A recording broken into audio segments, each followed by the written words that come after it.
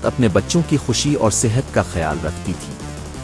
ہر صبح بلی جلدی اٹھتی، گھر صاف کرتی اور سوچتی کہ آج بچوں کے لیے کیا اچھا بنایا جائے۔ وہ جانتی تھی کہ اچھا کھانا صحت مند زندگی کی بنیاد ہوتا ہے۔ ایک دن بلی نے فیصلہ کیا کہ آج وہ سبزیوں والے چاول بنائے گی۔ وہ اپنی چھوٹی سی ٹوکری اٹھا کر مسکراتے ہوئے بازار کی طرف چل پڑی۔ بازار میں کافی رونق تھی، دکانوں پر تازہ سبزیاں سجی ہوئی تھیں۔ بلی نے آلو، گاجر، مٹر اور تھوڑی سی شملہ مرچ خریدی۔ وہ ہر سبزی غور سے دیکھتی اور صرف تازہ چیز ہی لیتی۔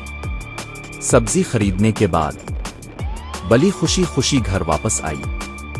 گھر آ کر اس نے سب سے پہلے تمام سبزیوں کو صاف پانی سے اچھی طرح دھویا۔ وہ اپنے بچوں سے کہتی تھی، صفائی نصف ایمان ہے اور صاف کھانا ہمیں بیمار نہیں ہونے دیتا۔ پھر بلی نے بہت آرام سے اور احتیاط کے ساتھ سبزی کاٹنی شروع کی۔ وہ آہستہ آہستہ کام کرتی تاکہ سب کام صحیح طریقے سے ہو۔ جب سب سبزیاں تیار ہو گئیں تو بلی نے چولہے پر دیگچی رکھی اور مزیدار سبزیوں والے چاول پکانے لگی۔ کچھ ہی دیر میں پورا گھر خوشبو سے بھر گیا۔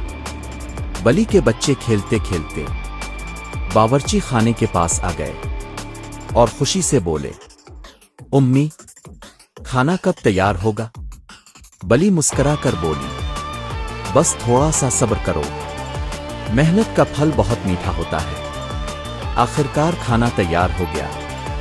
بلی نے بچوں کو پیار سے بٹھایا اور خود اپنے ہاتھوں سے انہیں کھانا کھلانے لگی۔ سب بچے خوشی خوشی کھانا کھانے لگے۔ کھانا کھانے کے بعد بلی نے اپنے بچوں کو سینے سے لگایا اور کہا، اگر ہم محنت کریں، صفائی کا خیال رکھیں اور ایک دوسرے سے محبت کریں تو ہماری زندگی ہمیشہ خوشحال رہتی ہے۔